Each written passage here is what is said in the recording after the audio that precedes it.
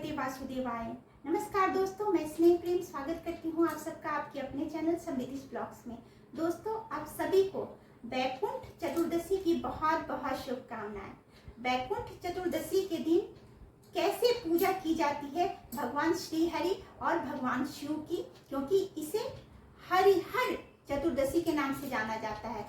तो पूजा की बहुत ही सरल विधि मैं आपको वीडियो में दिखाऊंगी, तो बने रहिएगा वीडियो में मेरे साथ। और वीडियो पसंद आती है तो लाइक जरूर कीजिएगा, शेयर कीजिएगा, कमेंट्स में हर हर महादेव लिख दीजिए, जय हरिहर नाथ लिख दीजिए और मेरे चैनल को सब्सक्राइब करके बेल आइकन प्रेस कर दीजिएगा। तो चलिए देर ना करते हुए हम लोग पूजा की एक एक विधि जानते हैं। बहुत ही सरल विधि से हमें घर पे पूजा करनी है।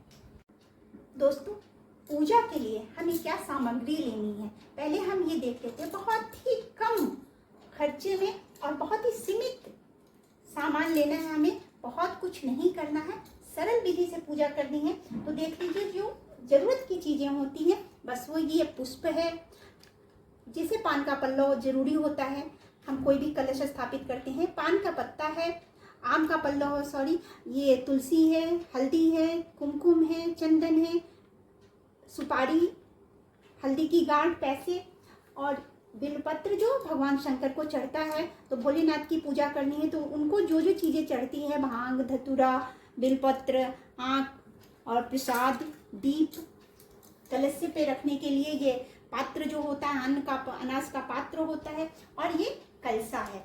तो इस तरह से दीप भी मैंने बनाया है, 2 दीप बनाए हैं। तो पूजा के लिए ये सीमित सामग्री में हम पूजा करेंगे। अब पूजा जब भी हम करते हैं तो सबसे पहले कलश स्थापित करते हैं। कलश स्थापित करने के पीछे कारण ये होता है कि कलश जो होता है वो हमारा ये साक्षी होता है, जो हम पूजा करें उसका साक्षी होता है, क्योंकि उसी में हम सारी देवताओं को आह्वान करते हैं। तो जो कलश पे मैंने देखिए ये कलश बना करके मैंने स्वास्तिक बना दिया है, मौली बांध दिया है। कंठ पे मौली बांधना जरूरी है जब भी हम कलश बनाते हैं। तो या तो कलश के लिए आप सबसे पहले कलश जब भी हम रखते हैं तो ऐसे नहीं रखते हैं, कलश के नीचे कुछ भी रखें, या तो अक्षत रखें, या सफ़ेद तिल रखें, या फिर कोई भी अनाज रखें, पुष्प रखें। तो मैंने यहाँ सफ़ेद तिल रखा है, क्योंकि श्री हरि की पूजा करते हैं, भगवान विष्णु की पूजा करते हैं, तो वहाँ हम अक्षत का प्रयोग कम ही करते हैं। और भगवान शंकर की जब हम पूजा करते हैं तो उन्हें अक्षत रंग करके नहीं चढ़ाते हैं, ये भी आप ध्यान रखिएगा। अष्टकमल बना लीजिए या फिर ऐसे भी आप रखिए। ठीक है, कलश में हम सुपारी, हल्दी की गांठ और पैसा रखते हैं। अगर दुर्वा आपके पास उपलब्ध है तो दुर्वा भी उसमें आप रख देंगे। और इसके बाद कलश में हम आम का पल्लव रखते हैं। आम का पल्लव नहीं मिलता है तो अशोक का पल्लव रखिए। और अगर कुछ भी, दोनों में से कुछ भी उपलब्ध नहीं होता है तो भी कोई बात नहीं है।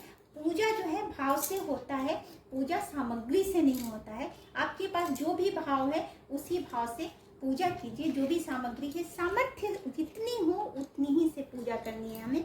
तो अगर ये पल्लव उपलब्ध हो जाता है तो ठीक है, नहीं होता है तो कोई बात नहीं है। अब हम इस कलश को यहाँ स्थापित करेंगे जहाँ मैंने अष्टदल कमल बनाया हुआ है। अब कलश को हम खाली नहीं छोड़ते हैं, तो कलश पे हम अन्न का कोई भी ये पात्र रखते हैं। इसमें अनाज होता है, अनाज का पात्र रखते हैं हम। तो मैंने इसमें ये सफ़ेद तिल भर के रखा है और इसे यहाँ स्थापित कर दिया। अब इसके ऊपर जो है हमें दीप रखना है, या तो श्रीफल रखें या फिर दीप रखें। दीप रखेंगे दीप कलश होगा, श्रीफल रखेंगे श्री कलश होगा। देखिए, कलश जब भी हम बनाते हैं तो सबसे पहले हम क्या करते हैं कि स्थापित करने के बाद जब मैंने उसमें सब कुछ डाला और यहाँ रखा, तो इस दीप रखने के बाद हम सभी देवताओं का आह्वान करते हुए उस कलश को वहां स्थापित करते हैं। क्योंकि जैसा मैंने को बताया, तो ये दीप मैंने जला लिया। अब दीप को हम यहाँ स्थापित कर देंगे।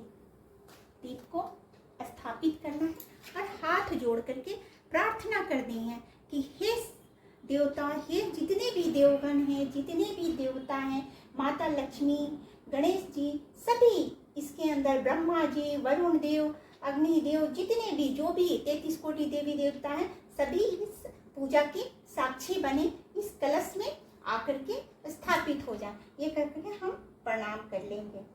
अब जो है सो अब देखिए आप यहाँ श्री हरि विष्णु की फोटो है, या आप मूर्ति भी रख सकते हैं यहाँ, और भोलेनाथ की पूजा है। अब हमें क्या करना है कि गणपति जी को स्थापित करना है।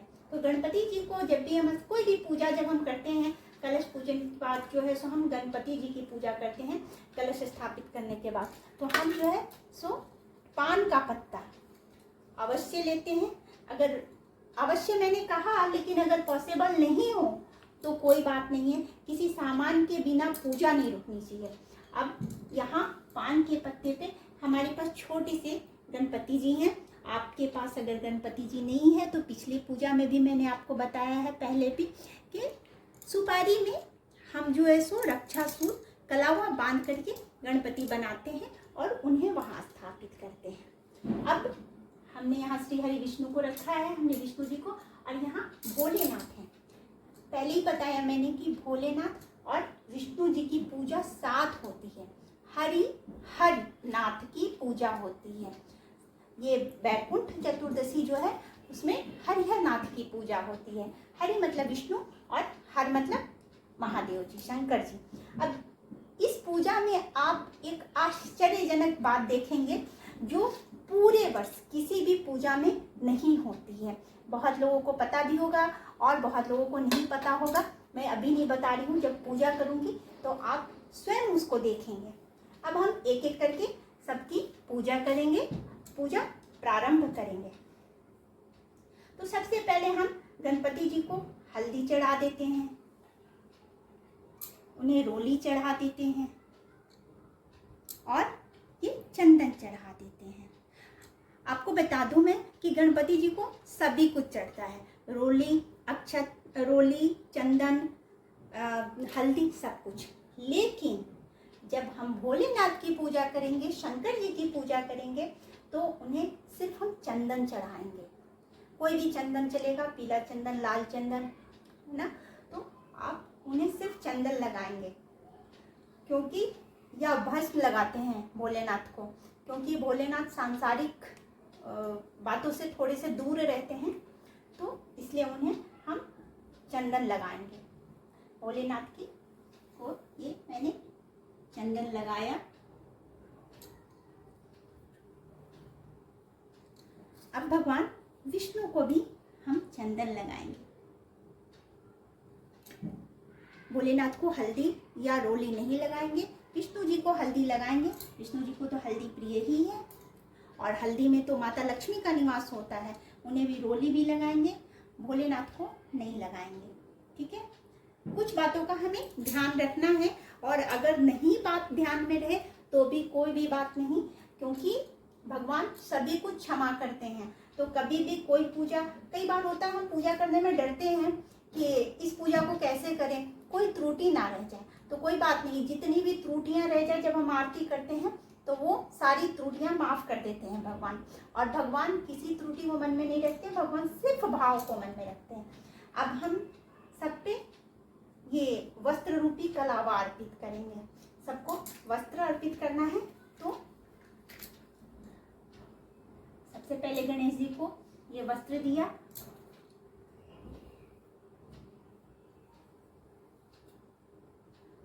विष्णु जी को वस्त्र दिया, उन्हें अर्पित किया, और यहाँ शंकर जी को दिया। अब ये हमने उन्हें वस्त्र मान करके ये कलावा अर्पित किया है वस्त्र के रूप में। अब इन्हें पुष्प चढ़ाएंगे, और जो भी पूजा की सामग्रियाँ जो भी चढ़ाई जाती है वो चढ़ाएंगे। तो पुष्प में हमारी गणपति महाराज को जो है सो लाल फूल बहुत पसंद है, गुलाब का फूल, तो हम उन्हें चढ़ाते हैं। वक्रतुंड महाकाय सूर्यकोटि समप्रभा निर्विघ्नं कुरु मे देवा सर्वकार्येषु सर्वदा। भगवान गणेश से हम प्रार्थना करते हैं कि सारे कार्य हमारे सफल हो, क्योंकि वो तो शुभदायक हैं, वो शुभ के दाता हैं।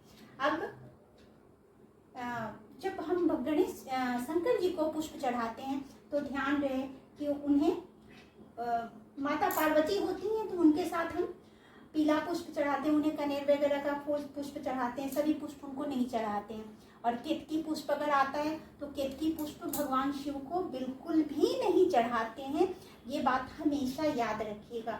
तो उन्हें ये थोड़ा सा कम पीला है तो हम भगवान शिव को ये चढ़ाएंगे।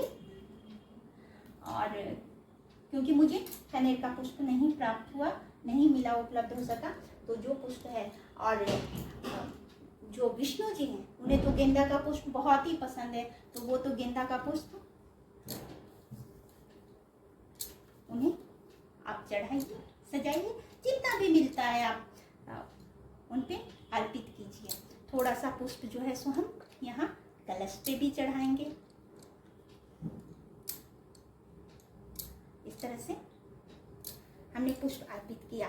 अब शंकर जी को जो होता है, जो भी चीजें अर्पित करते हैं, तो ये मेरे पास आँख है, तो इसे कहते हैं, कई जगह इसे अकवन भी कहते हैं, आकड़ भी कहते हैं, तो उन्हें ये अर्पित करेंगे। ओम नमः शिवाय, ओम नमः शिवाय, ओम नमः शिवाय। ओम नमः शिवाय जब भगवान शंकर की पूजा कीजिए आप, तो ओम नमः शिवाय का जाप कीजिए। ये हम धतूरे का जो फल होता है वो उन्हें अर्पित करेंगे।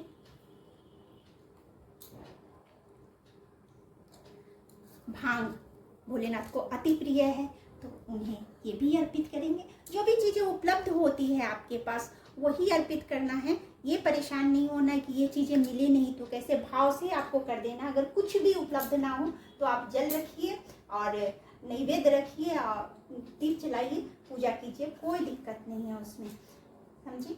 तो अभी हम इन्हें पत्र भी चढ़ा देंगे।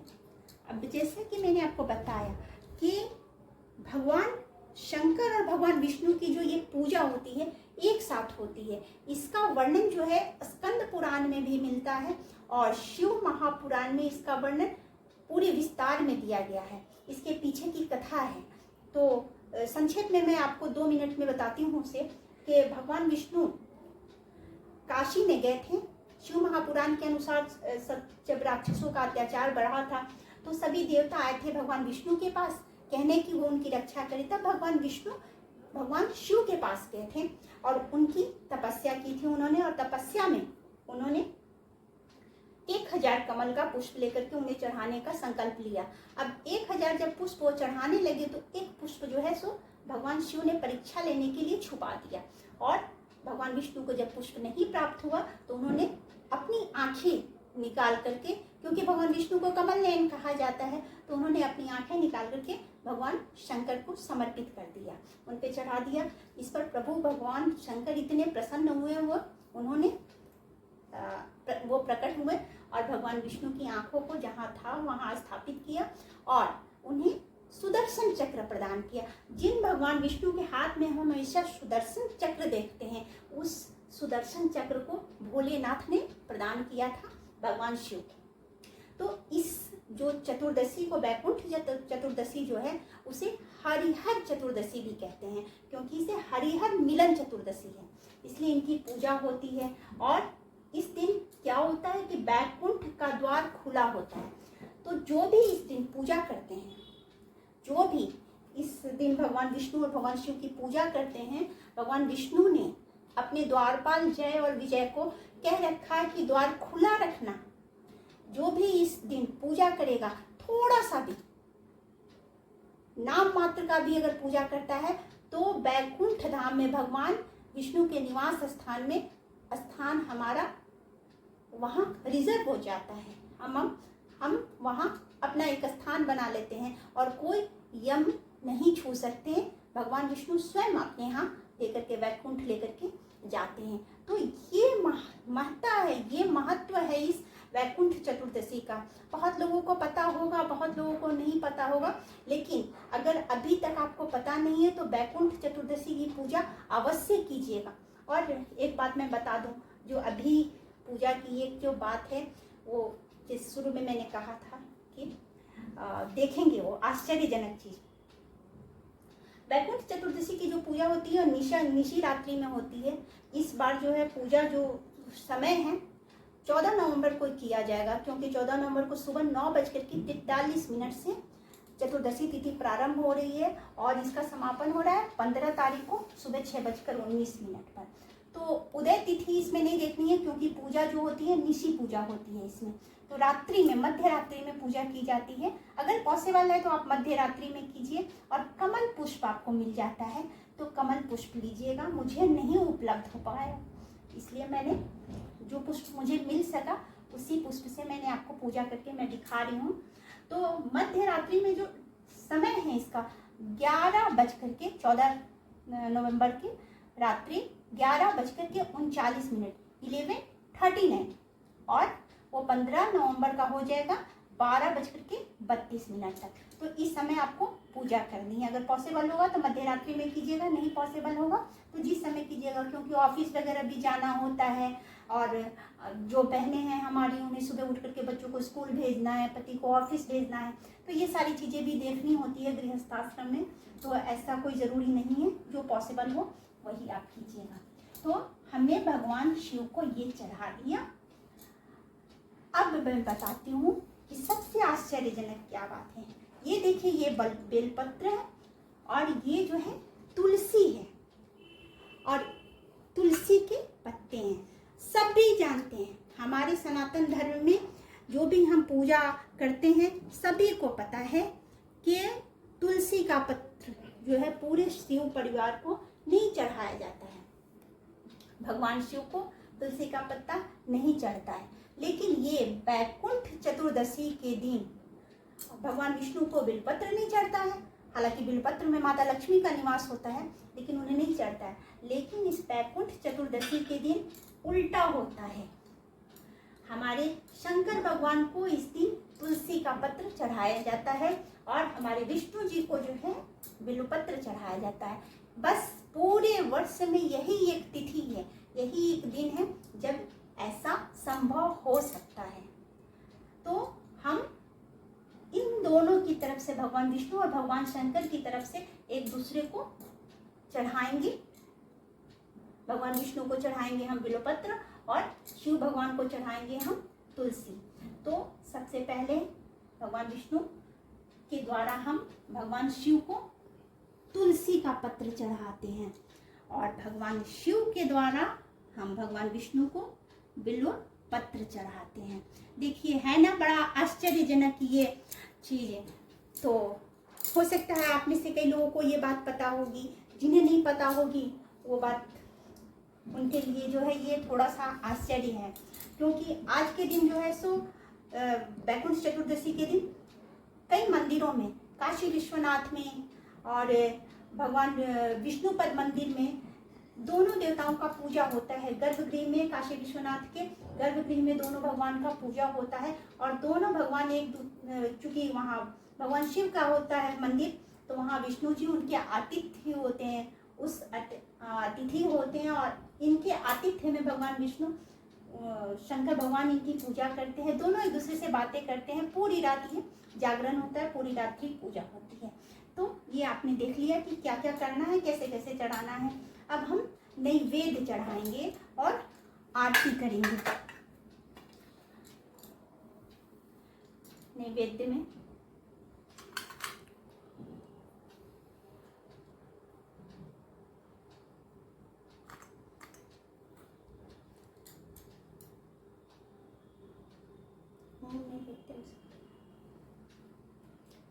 अब हम यहाँ दीप जला करके आरती करेंगे।